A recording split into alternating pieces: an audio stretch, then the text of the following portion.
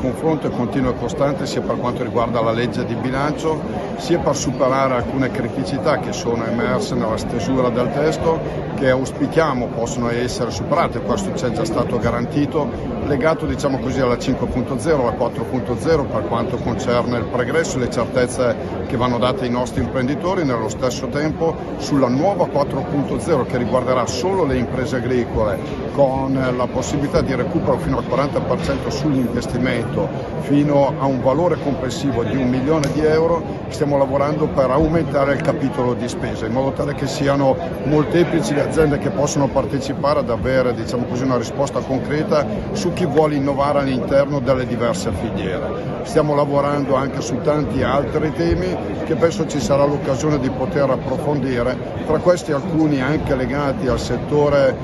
diciamo così, del cavallo, per quanto riguarda l'attività svolta dai nostri agriturismi, per quanto riguarda l'attività svolta in termini professionali da tante nostre imprese, anche per quanto riguarda le fasce più deboli della popolazione, e quindi tutto ciò che il cavallo può essere in termini di valore aggiunto nell'accompagnare i ragazzi che hanno anche forme di disabilità deve poter vedere un protagonismo dell'attività agricola